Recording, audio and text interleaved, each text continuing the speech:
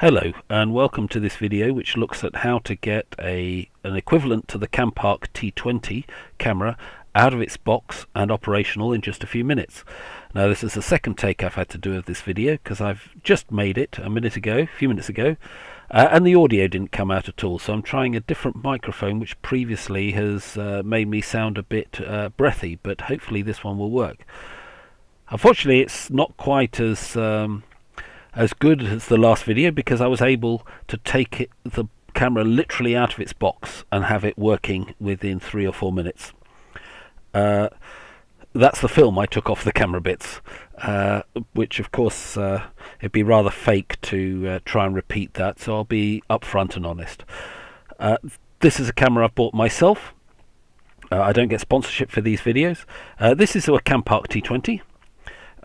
This is the Toguard equivalent. And then this is by K&F Concept, but they're all essentially identical cameras. So let's put those to one side and get this camera up and running in just a few minutes. As I said, I've previously opened this camera because of the difficulties with the audio. It's very frustrating. I won't go through the other contents of the box. They're essentially the same as the T20, which I did an unboxing video for before. The idea of this one is simply to do the basics to get the camera up and running and operational in as short a time as possible. So this is the camera.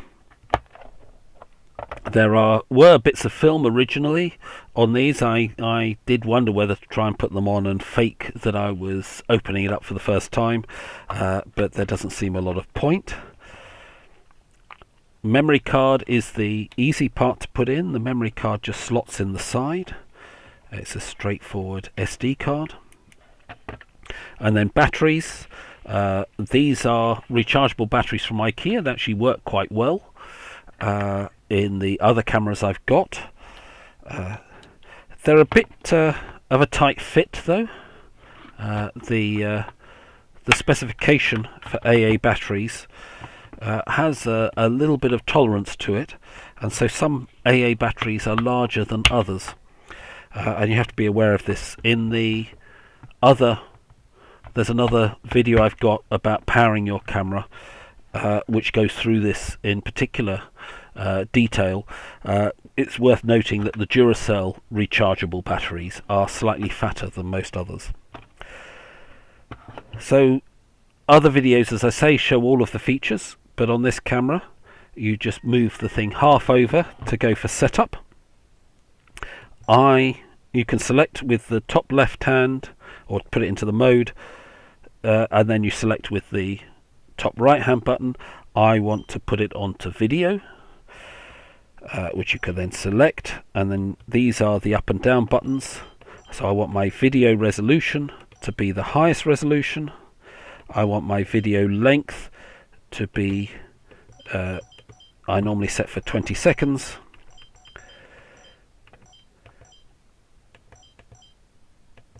I don't want my camera to be recording all of the time, so I set the target recording time normally for, well, this time of year, 7 till 7. And that will vary through the year, but it's basically the hours of darkness. And then the only thing I then have to do, if I don't want to, for a basic setup, you can do more advanced things, but for a basic setup, just to set the time and the date, which is relatively easy. You're now going to reveal exactly which date I've done this on. It's the 14th of October, and it is currently 5:54 in the afternoon. And I keep getting the up and down buttons wrong, but you learn that very quickly. So that's it. It shows we've got 2 hours and 8 minutes at that resolution on the memory card, and it's got the correct date and time.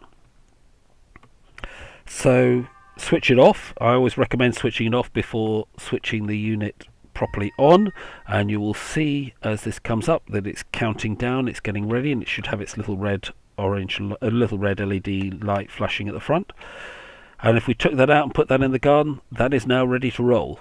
So there we have, we're just at 5 minutes and 8 seconds into this video, so minus the introduction. We have able to take a camera from out of the box to be operational in less than 5 minutes. I hope this has been useful to you. Please look at the other videos if you want to know more details about these cameras. As I say, nobody sponsors me for these. These are just the type of camera I found to have useful in the garden. Please like the video if you found it helpful, because it helps other people to find the video, and please subscribe to the channel if you're interested in trail cameras and that these videos have been of use to you. And on the rest of the channel there is footage taken on cameras, these sort of cameras in the garden, which show how these are operational, how these are used operationally. Thank you very much for watching. I hope this has been useful. Bye.